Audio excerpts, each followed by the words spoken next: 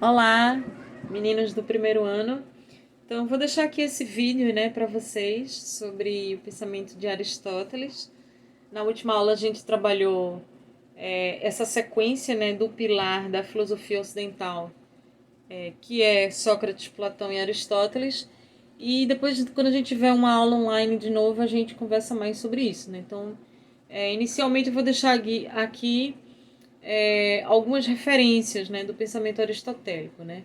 Então, Aristóteles, o terceiro nessa sequência de pensadores na Grécia Antiga, é, ele vai sair em busca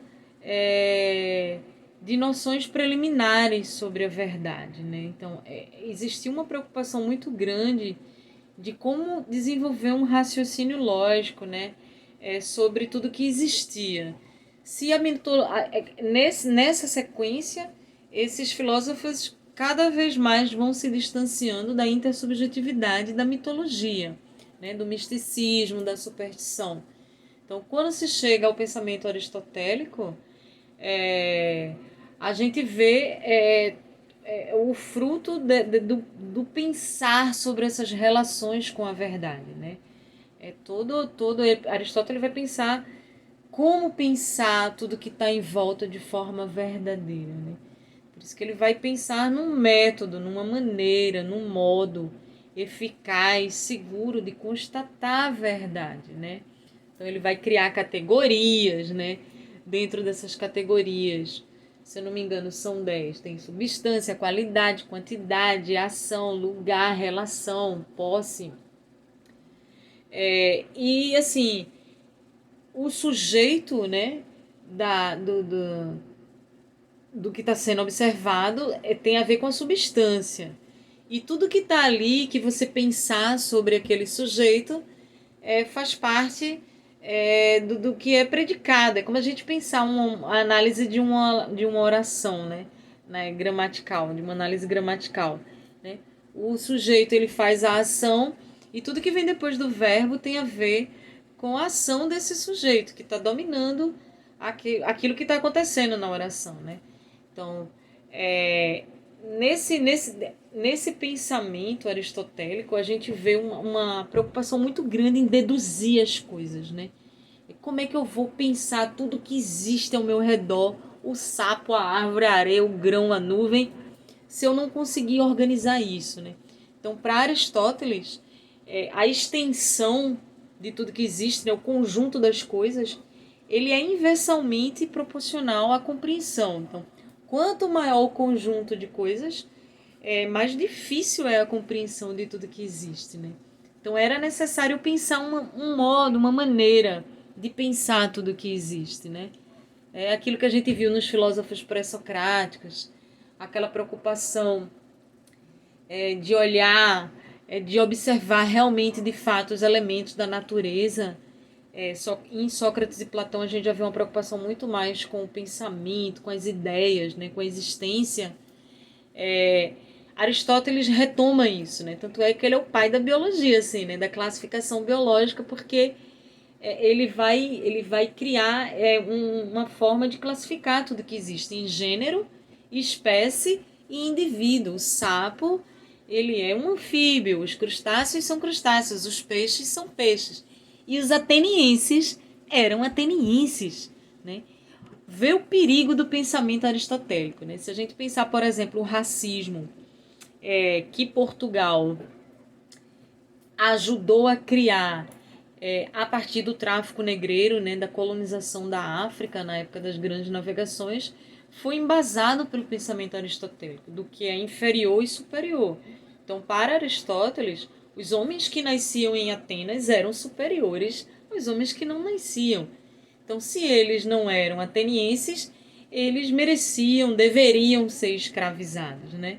Então, isso dá direito a você, pela cor da pele, classificar uma pessoa como inferior ou superior, né?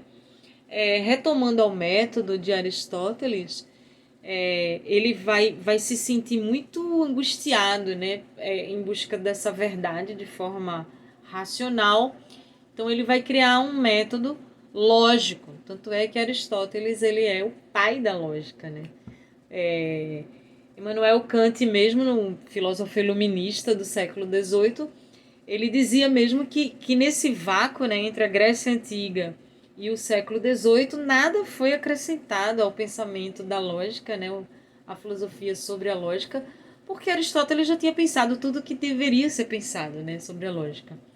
Então, ele vai, como é que ele vai garantir esse caminhar em busca da verdade? Através de proposições, né, os silogismos, que são uma forma dedutiva de pensar, né? Tipo, tem um clássico mesmo que fala: todos os homens são mortais. Sócrates é homem, logo Sócrates é mortal, né? Mas muitos silogismos são falsos, né? Se eu disser sorvete é feito com água doce, é, é, os rios são feitos de água doce, logo sorvete, eu estou comendo sorvete e bebendo água do rio. Não é assim, né? Não é bem assim. Então, deveria seguir um padrão, um rigor formal, né? Então, tem uma preocupação muito grande com a formalidade, a normatividade, a instrumentalização do que está sendo analisado, né? Observado como verdade. Então, essas proposições vão levar mais adiante a gente chegar na evolução do pensamento científico, né? Por assim dizer, né? Então, nada na ciência pode ser dito como verdade sem antes você constatar essa verdade através das provas. Então, esse método de Aristóteles parece bem ainda rudimentar, primitivo, mas é aquela sementinha do pensamento científico, né? De você necessitar comprovar aquilo que está lá na frente. Então, nessa premissa, todos os homens são mortais, é uma premissa universal maior, né? Depois ele dá uma sacada bem particular. Sócrates é homem, uma premissa menor. Logo, Sócrates é mortal. Aí ele afirma, ele conclui. Então, para a ciência afirmar que o coronavírus é transmitido através do ar, ela precisa conseguir provas disso para chegar numa afirmativa dessa. Vocês estão entendendo? Então, a importância do pensamento aristotélico é uma coisa desproporcional, né? Assim, quando a gente pensa o tamanho das obras dele. Inclusive, a gente vai falar mais adiante que os padres, né, da época medieval, né, que é o que a gente está estudando, né, em história, eles muito espertamente vão pegar o pensamento tanto de Platão quanto de Aristóteles e decodificar com as verdades cristãs, né? No caso, eles vão provar por A mais B, por silogismos quase, que Deus existe, né? Ninguém pode escapar de Deus. Deus, ele preenche tudo, porque antes de existir tudo já existia Deus, né? Então isso é um pensamento aristotélico que vai permear a teologia, né? O pensamento religioso na Idade Medieval, na Idade Média, tá? Então na próxima aula online a gente se fala. Beijo!